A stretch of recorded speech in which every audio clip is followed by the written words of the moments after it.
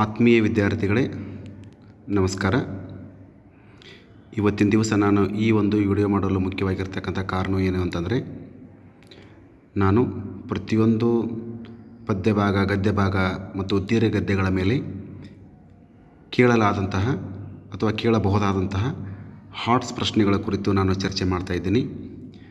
ನಾನು ಎಷ್ಟು ಕಷ್ಟಪಟ್ಟು ತಮಗೋಸ್ಕರವಾಗಿ ಈ ಒಂದು ವಿಷಯವನ್ನು ಬರೆದುಕೊಂಡು ಸರಿಯಾಗಿ ಅರ್ಥ ರೀತಿಯಲ್ಲಿ ನಿಮಗೆ ತಿಳಿಸೋಕ್ಕೆ ಪ್ರಯತ್ನ ಮಾಡ್ತೀನಿ.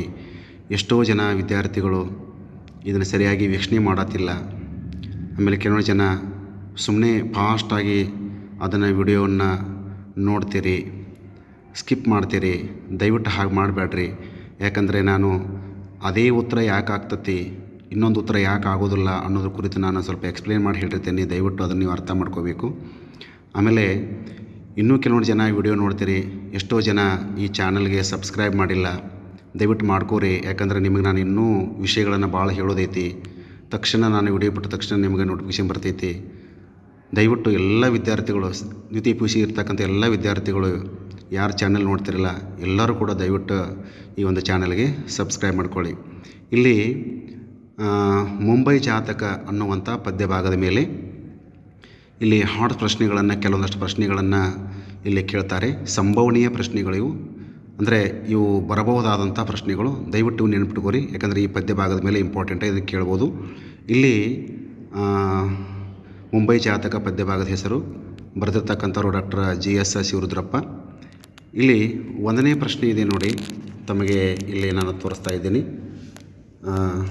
ಬೆಳಗಿಂದ ಸಂಜೆಯ ತನಕ ಕಣ್ಮರೆಯಾಗಿ ಒಮ್ಮೊಮ್ಮೆ ರಜಾ ದಿನಗಳಲ್ಲಿ ಕಣ್ಣಿಗೆ ಕಂಡು ಕುಳಿತು ಕೆಮ್ಮುವ ಪ್ರಾಣಿ. ಹೌದಾ? ಇದನ್ನು ನೀವು ಈಗಾಗಲೇ ನಾವು ಪದ್ಯ ಭಾಗ ಹೇಳುವ ಸಮಯದಲ್ಲಿ ಹೇಳಿರ್ತೀವಿ. ಈ ಒಂದು ಪದ್ಯ ಭಾಗವನ್ನು ಕೊಟ್ಟ ಕೆಳಗಡೆ ಪ್ರಶ್ನೆಯನ್ನು ಕೇಳ್ತಾರೆ ನೋಡಿ. ಈ ಪದ್ಯ ಭಾಗದಲ್ಲಿ ಮಗುವಿಗೆ ತಂದೆಯ ಕುರಿತಂತೆ ಇರುವ ಅಭಿಪ್ರಾಯ. ದಯವಿಟ್ಟು ಪ್ರಶ್ನೆಯನ್ನು ಅರ್ಥ ಮಾಡ್ಕೋಬೇಕು ಮೊದಲೇ. ಅಂದರೆ 2 ಸಾರಿ ಪ್ರಶ್ನೆಯನ್ನು ಓದ್ಕೋಬೇಕು. ಈ ಪದ್ಯ ಭಾಗದಲ್ಲಿ ಮಗುವಿಗೆ ತಂದೆಯ ಕುರಿತಂತೆ ಇರುವ ಅಭಿಪ್ರಾಯ ಅಂದರೆ ಮಗು ಏನು ಅನ್ಕೋತೈತಿ ತಂದೆಯ ಬಗ್ಗೆ ಅನ್ನೋದು ಈ ಒಂದು ಪದ್ಯದ ಸಾಲುಗಳಲ್ಲಿ ಅಡಕೊಂಡಿದೆ. ಇಲ್ಲಿ 4 ಉತ್ತರಗಳನ್ನು ಕೊಟ್ಟಿದ್ದಾರೆ ಅವರು ನೋಡಿ. 1ನೇದ್ದು ಅಪರೂಪಕ್ಕೆ ಕಾಣ ಸಿಗುವನು, 2ನೇದ್ದು ತಪ್ಪಿಸಿಕೊಂಡು ತಿರುಗುತ್ತಿರುವವನು, 3ನೇದ್ದು ಮಗುವಿನ ಬಗೆಗೆ ಕಾಳಜಿ ಇಲ್ಲದವನು, 4ನೇದ್ದು ಕೆಮ್ಮಿನಿಂದ ಬಳಲುತ್ತಿರುವವನು. ಇಲ್ಲಿ 4 ಆಪ್ಷನ್ಗಳನ್ನು ಕೊಟ್ಟಿರ್ತಾರೆ. ದಯವಿಟ್ಟು ಕೆಲವೊಂದಷ್ಟು ಉತ್ತರಗಳು, ಹೌದಾ, ಎಲ್ಲ ಸರಿ ಅಂತ ಅನ್ನಿಸ್ತವೆ. ಕೆಲವೊಂದಷ್ಟು ಉತ್ತರಗಳು ಈ 2 ಅಂದರೆ ಹತ್ತಿರದಲ್ಲಿರ್ತಕ್ಕಂಥ 2 ಉತ್ತರಗಳು ಸರಿ ಅಂತ ಅನ್ನಿಸ್ತಾವೆ. ಆವಾಗ ನೀವು ದಯವಿಟ್ಟು ಯಾವುದು ಆಗ್ತದೆ ಯಾವುದು ಆಗೋದಿಲ್ಲ ಅನ್ನೋದನ್ನು ದಯವಿಟ್ಟು ನೀವು ಅರ್ಥ ಮಾಡ್ಕೋಬೇಕು. ಇಲ್ಲಿ ನೋಡಿ, ಇದಕ್ಕೆ ಸರಿಯಾಗಿರ್ತಕ್ಕಂತಹ ಒಂದು ಉತ್ತರ ಏನು ಅಂತಂದರೆ 1ನೇದ್ದು ಅಪರೂಪಕ್ಕೆ ಕಾಣ ಸಿಗುವನು ಅಂತೇಳಿ. ಹೌದಾ? ಇಲ್ಲಿ ತಪ್ಪಿಸಿಕೊಂಡು ತಿರುಗುತ್ತಿರುವವನು ಆಗೋದಿಲ್ಲ. ಆಮೇಲೆ ಮಗುವಿನ ಬಗೆಗೆ ಕಾಳಜಿ ಇಲ್ಲದವನು ಅಂತ ಆಗೋದಿಲ್ಲ. ಆಮೇಲೆ ಕೆಮ್ಮಿನಿಂದ ಬಳಲುತ್ತಿರುವನಂತೂ ಆಗೋದಿಲ್ಲ. ಯಾಕಂತಂದರೆ ಇಲ್ಲಿ ಮುಂಬೈ ಜಾತಕ ಅಂತಕ್ಕಂಥ ಒಟ್ಟು ಪದ್ಯ ಏನು ಹೇಳ್ತೈತಿ ಅಂತಂದರೆ ಅವಸರದ ಬದುಕನ್ನು ಹೇಳ್ತೈತಿ. ಅವಸರದ ಬದುಕನ್ನು ಹೇಳೋದಕ್ಕೋಸ್ಕರವಾಗಿ ಇಲ್ಲಿ ತಂದೆ ಬೇಗನೆ ಬೆಳಗ್ಗೆ ಎದ್ದ ತಕ್ಷಣ ಅವನ ಡ್ಯೂಟಿಗೆ ಹೋಗೋದು, ಇದು ಮಗುವಿನಿಂದ ತಪ್ಪಿಸ್ಕೋಬೇಕು ಅಂತಲ್ಲ, ಅಂದರೆ ಕರ್ತವ್ಯ ಅದು, ಅವಸರದ ಬದುಕು. ಅದಕ್ಕೋಸ್ಕರವಾಗಿ ಇದು ಕೂಡ ಆಗೋದಿಲ್ಲ. ಹೌದಾ? ಆಮೇಲೆ ಮಗುವಿನ ಬಗೆಗೆ ಕಾಳಜಿ ಇಲ್ಲದವನು, ಮಗುವಿನ ಬಗೆಗೆ ಕಾಳಜಿ ಇಲ್ಲ ಅಂತಲ್ಲ, ಕಾಳಜಿ ಇದೆ ಅವನಿಗೆ, ಆದರೂ ಕೂಡ ಕರ್ತವ್ಯ ಇದು ಮುಖ್ಯ ಅಲ್ಲ. ಅದಕ್ಕೋಸ್ಕರವಾಗಿ ಅವನು ಬೇಗ ಹೋಗಬೇಕಾಗಿರ್ತೈತಿ. ಆಮೇಲೆ ಕೆಮ್ಮಿನಿಂದ ಬಳಲುತ್ತಿರುವವನು, ಇದು ಕೂಡ ಉತ್ತರ ಆಗೋದಿಲ್ಲ. ಯಾಕಂತಂದರೆ ನಗರ ಜೀವನದಲ್ಲಿ ಅಲ್ಲಿ ಅಂದರೆ ವಾಯುಮಾಲಿನ್ಯ ಜಾಸ್ತಿ ಇರ್ತೈತಿ, ಒಂದು ಸುಸ್ತಾಗಿರ್ತೈತಿ ಅನ್ನೋದು ಕುರಿತು ಇಲ್ಲಿ ಹೇಳ್ತೈತಿ. ಅದಕ್ಕೆ ಇಲ್ಲಿ ಬೆಳಗಿಂದ ಸಂಜೆ ತನಕ ಕಣ್ಮರೆಯಾಗಿ ಒಮ್ಮೊಮ್ಮೆ ರಜಾ ದಿನಗಳಲ್ಲಿ ಕಣ್ಣಿಗೆ ಕಂಡು ಕುಳಿತು ಕೆಮ್ಮುವ ಪ್ರಾಣಿ. ಈ ಪದ್ಯ ಭಾಗದಲ್ಲಿ ಇರ್ತಕ್ಕಂಥದ್ದು ಮಗುವಿಗೆ ಸಂಬಂಧಪಟ್ಟಿರ್ತಕ್ಕಂಥದ್ದು ಮತ್ತು ತಂದೆಗೆ ಸಂಬಂಧಪಟ್ಟಿರ್ತಕ್ಕಂಥ ಅರ್ಥ ಏನು ಅಂತಂದರೆ, ಇಲ್ಲಿ ಮಗುವಿಗೆ ಅವನು ಕಾಣಿಸ್ಕೊಳ್ಳೋದೇ ಇಲ್ಲ. ಅಂತಂದರೆ ಮಗು ಏಳೋದಕ್ಕಿಂತ ಮುಂಚಿತವಾಗಿಯೇ ಅವನೇನು ಮಾಡ್ತಾನೆ ಅಂತಂದರೆ ಮನೆಯನ್ನು ಬಿಟ್ಟು ಹೋಗ್ತಾನೆ ಉದ್ಯೋಗಕ್ಕೋಸ್ಕರವಾಗಿ ಅಥವಾ ನೌಕರಿಗೋಸ್ಕರವಾಗಿ. ಇನ್ನೂ ಬೆಳಗಿನ ಸಮಯದಲ್ಲಿ 6 ಗಂಟೆಗೆ ಅವ ಮನೆಯನ್ನು ಬಿಡ್ತಾನೆ. ಅವಾಗ ಮಕ್ಕಳು ಇನ್ನೂ ಎದ್ದಿರೋದಿಲ್ಲ. ಆಮೇಲೆ ವಾಪಸ್ ಮನೆ ಬರಬೇಕಾದ್ರೆ ತಮಗೆಲ್ಲ ಗೊತ್ತಿದೆ, 10-11 ಗಂಟೆ ಹೊಡೆಯುವಾಗ ವಾಪಸ್ ಮನೆ ಬರ್ತಾನೆ. ಅಷ್ಟು ತಾಳಿಗೆ ಮಕ್ಕಳು ಮಲ್ಕೊಂಡಿರ್ತಾವೆ. ಹೌದಾ? ಮಕ್ಕಳಿಗೆ ತಂದೆ ಅಂದರೆ ಗೊತ್ತೇ ಆಗೋದಿಲ್ಲ. ಅದಕ್ಕೋಸ್ಕರವಾಗಿ ಮಕ್ಕಳು ಅಥವಾ ಮಗು ತಂದೆಯನ್ನು ನೋಡೋದು ಯಾವಾಗ ಅಂದ್ರೆ ಅದು ರಜಾ ದಿನ, ಹೌದಾ, ಸೂಟಿ ದಿನಗಳಲ್ಲಿ ಆ ಮಕ್ಕಳು ನೋಡ್ತಾವೆ. ಆದರೂ ಕೂಡ ಅದು ಅಪರೂಪ ಅಂತೇಳಿ, ಅಂದರೆ ಭೇಟಿಯಾಗೋದು ಅಪರೂಪ. ಅದಕ್ಕೋಸ್ಕರವಾಗಿ ಈ ಒಂದು ಇದು ಆಪ್ಷನ್ನ ನಿಮಗೆ ಸರಿ ಆಗ್ತದೆ. ದಯವಿಟ್ಟು ಈ ರೀತಿಯಾಗಿ ನೀವು ಅರ್ಥ ಮಾಡ್ಕೋಬೇಕು. ಇನ್ನು ನೆಕ್ಸ್ಟ್ ಬರ್ತಕ್ಕಂಥದ್ದು ನೋಡಿರಿ, ಇಲ್ಲಿ ಪದ್ಯ ಕೊಟ್ಟಿದ್ದಾರೆ ನೋಡಿ. ಕ್ಯೂ ನಿಲ್ಲು, ಫುಟ್ಪಾತ್ನಲ್ಲೇ ಸಂಚರಿಸು, ರಸ್ತೆ ದಾಟುವಾಗ ಎಚ್ಚರಿಕೆ, ಹೌದಾ, ಈ ಥರನಾಗಿದ್ದ ಸಾಲುಗಳನ್ನು ಕೊಟ್ಟ ಇಲ್ಲಿ ಪ್ರಶ್ನೆ ಕೇಳಿದ್ದಾರೆ ನೋಡಿ.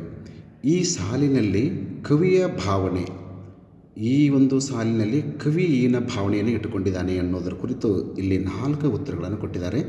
ಒಂದನೇದು ನಗರದ ಜೀವನ ಭಯ ಮತ್ತು ನಿಯಮಗಳನ್ನು ಕಲಿಸುತ್ತದೆ.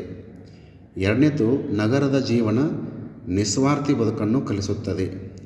ಮೂರನೇದು ನಗರದ ಜೀವನ ಮೆರಗನ್ನು ಕಲಿಸುತ್ತದೆ.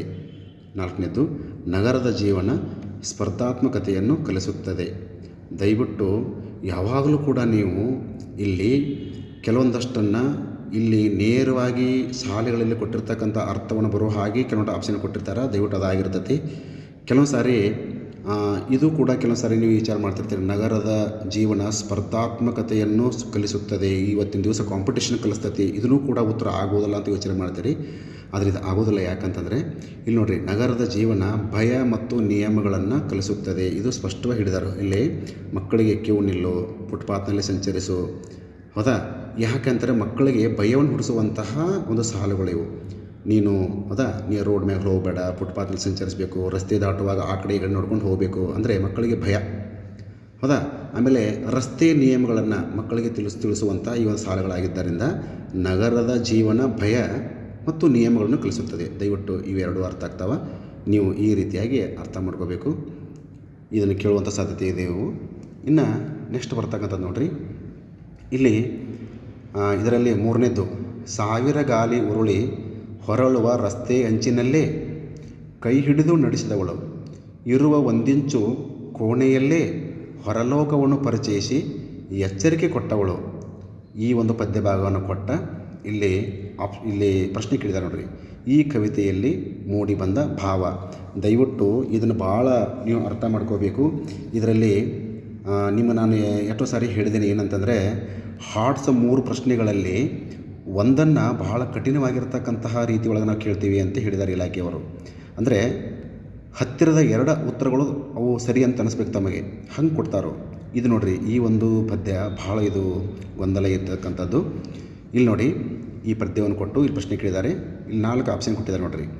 ಕೃತಕ ಹೊಣೆಗಾರಿಕೆ ಹೊತ್ತ ತಾಯಿ, ಪ್ರೀತಿ ವಾತ್ಸಲ್ಯದಿಂದ ಮಗುವನ್ನು ಸಾಕಿದ ತಾಯಿ, ಮಗುವಿಗೆ ಮೌಲ್ಯ ಕಲಿಸಿದ ತಾಯಿ, ಮಗುವಿಗೆ ಪರಿಸರದ ಭಾಷೆಯನ್ನು ಕಲಿಸಿದ ತಾಯಿ. ಈ 4ರಲ್ಲಿ ಉತ್ತರ ಕೆಲವೊಂದು ಸಾರಿ ನಿಮಗೆ ಗೊಂದಲ ಆಗ್ತದೆ. ಅದರ ಉತ್ತರ ಒಂದನೇದು ಕೃತಕ ಹೊಣೆಗಾರಿಕೆ ಹೊತ್ತ ತಾಯಿ ಅಂತೇಳಿ. ಇಲ್ಲಿ ನೋಡಿ, ಸಾವಿರ ಗಾಲಿ ಉರುಳಿ ಹೊರಳುವ ರಸ್ತೆ ಅಂಚಿನಲ್ಲಿ ಕೈ ಹಿಡಿದು ನಡೆಸಿದವಳು, ಇರುವ ಒಂದಿಂಚು ಕೋಣೆಯಲ್ಲಿ ಹೊರಲೋಕವನ್ನು ಪರಿಚಯಿಸಿ ಎಚ್ಚರಿಕೆ ಕೊಟ್ಟವಳು. ಅಂದರೆ ಸಿಟಿ ಜೀವನ ಹೆಂಗಿರ್ತೈತಿ, ತಂದೆ ತಾಯಿಗಳು ಅಲ್ಲಿ ಅಂದ್ರೆ ಬಾಡಿಗೆ ಮನೆಯನ್ನು ಹಿಡ್ಕೊಂಡ ಅಲ್ಲಿ ಅಂದ್ರೆ ಭಾಳ ಇಕ್ಕಟ್ಟಾಗಿರ್ತಕ್ಕಂಥ ಒಂದು ಮನೆ ಇರ್ತೈತಿ, ಅದ್ರ ಬಗ್ಗೆ, ಹೌದಾ. ಆಮೇಲೆ ಹೊರಗಡೆ ತಕ್ಷಣ ಮನೆ ಬಿಟ್ಟ ಮುಂದೆ ಒಂದು ರೋಡ್ ಇರ್ತೈತಿ, ಹಲವಾರು ವಾಹನಗಳು ತಿರುಗಾಡ್ತಿರ್ತಾವೆ, ಅದ್ರ ಬಗ್ಗೆ ಹೇಳುವಂಥದ್ದು ಇದು. ಇಲ್ಲಿ ಮಗುವಿಗೆ ಅವಳು ಬುದ್ಧಿಯನ್ನು ಹೇಳ್ತಾಳೆ. ಆದರೆ ಇಲ್ಲಿ ಆಪ್ಷನ್ಗಳು ನೋಡಿ ಕೆಲವೊಂದು ಜನ ಕೇಳ್ತಿರ್ತೀರಿ, ಪ್ರೀತಿ ವಾತ್ಸಲ್ಯದಿಂದ ಮಗುವನ್ನು ಸಾಕಿದ ತಾಯಿ, ಇದು ಆಗ್ತೈತಿ ಅಂತ ಹೇಳ್ತೀರಿ. ದಯವಿಟ್ಟು ಇದು ಆಗೋದಿಲ್ಲ. ಯಾಕಂದರೆ ಪ್ರೀತಿ ವಾತ್ಸಲ್ಯದಿಂದ ಮಗುವನ್ನು ಸಾಕಿದ ತಾಯಿ ಅಂತಂದರೆ ಇಲ್ಲಿ ಮಕ್ಕಳಿಗೆ ಬುದ್ಧಿ ಹೇಳ್ತಾಳೋ, ಆದರೆ ಇದು ಆ ಒಂದು ಸನ್ನಿವೇಶಕ್ಕೆ ಅನುಗುಣವಾಗಿ ಅಷ್ಟೇ ಹೇಳ್ತಾಳವಳು.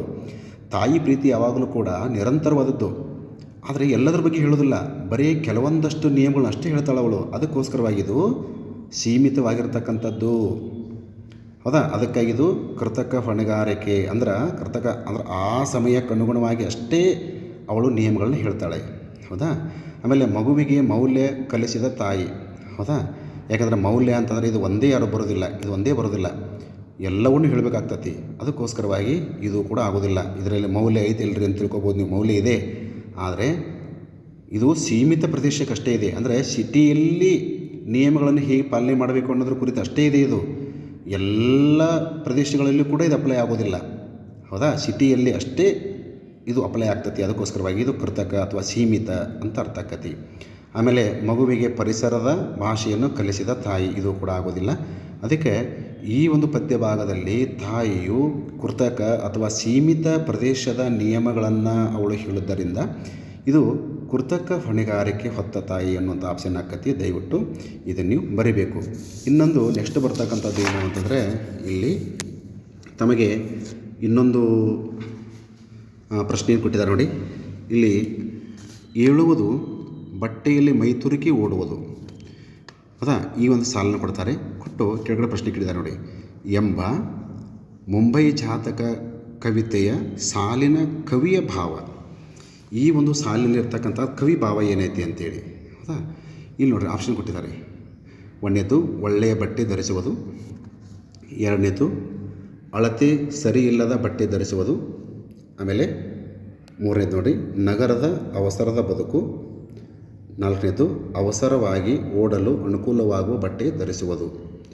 ಇಲ್ಲಿ ನೋಡಿಲಿ, ಏಳುವುದು ಬಟ್ಟೆಯಲ್ಲಿ ಮೈ ತುರುಕಿ ಓಡುವುದು ಅಂದರೆ ಇಲ್ಲಿ ಅವನು ಬೇಗನೆ ಅಂದರೆ ಕರ್ತವ್ಯಕ್ಕೆ ಹೋಗಬೇಕನ್ನುವಂಥ ಸಮಯದಲ್ಲಿ ಅವನ ಅವಸರದ ಬದುಕು ಹೇಗಿದೆ ಅನ್ನೋದ್ರ ಬಗ್ಗೆ ಈ ಒಂದು ಪದ್ಯಭಾಗ ಅಥವಾ ಸಾಲು ಹೇಳ್ತದೆ. ಅಂತಂದರೆ ಇಲ್ಲಿ ಅವನು ಅವಸರದಿಂದ ಬಟ್ಟೆ ಹಾಕೋತಾನೋ ಅಂಥೇಳಿ.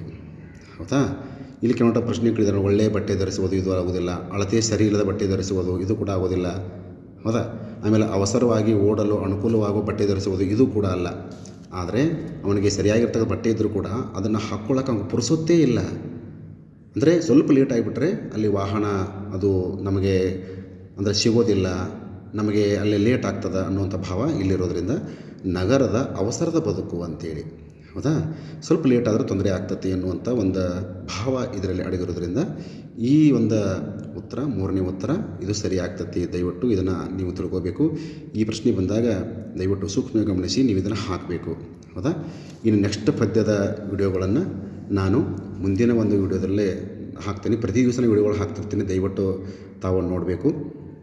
ದಯವಿಟ್ಟು ಎಲ್ಲರೂ ಸಬ್ಸ್ಕ್ರೈಬ್ ಆಗಿರಿ. ನಮಸ್ಕಾರ.